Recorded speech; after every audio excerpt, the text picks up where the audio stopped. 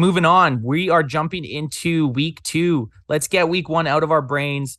That shit was forgettable. None of us care about it anymore. Week 2, and I'm just gonna run some stats for you guys from the Bengals from last week, just their player stats, and tell me after what jumps out to you.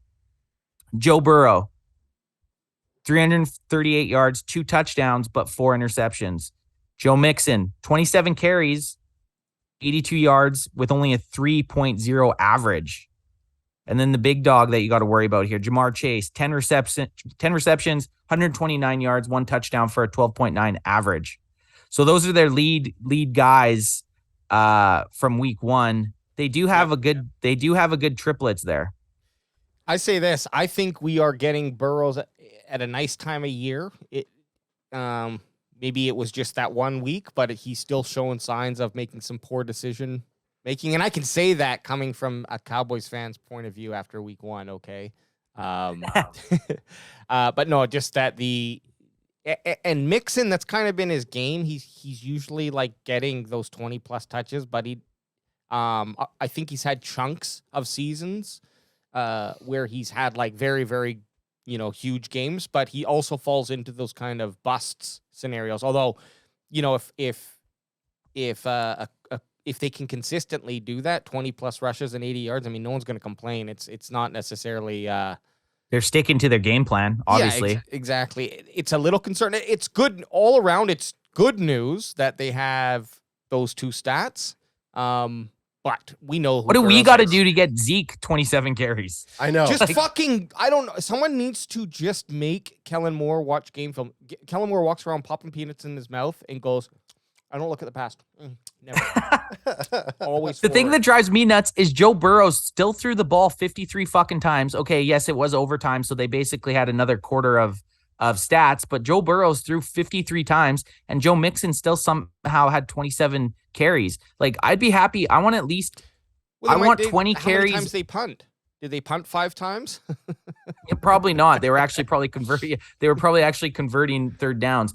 Another interesting stat looking at the Bengals here is Joe Burrows ran it 6 times for 47 yards. So he has a little bit of pep in his step. He's a good quarterback. Let's be honest, right? The interceptions are something that we can hopefully continue this week, but I don't know that it's going to be something that is with him throughout his career. I think that if we can't get Diggs intercepting Burrows, that'll be my biggest disappointment on this next game, minus us losing.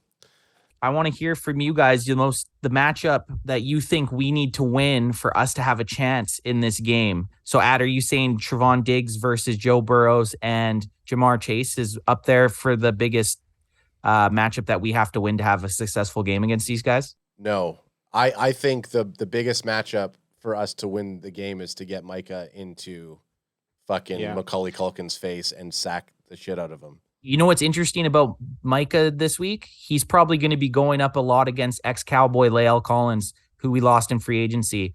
And Lael Collins, I honestly believe he's a pretty good right tackle, but I hope Micah embarrasses him. Yeah, I agree. I think it's going to be the same thing that was working for us on defense, is just continual pressure on that. In week 1 is continual pressure on the quarterback, get Micah in to eat. And also D-Law showed us a little bit of that lockdown left end position.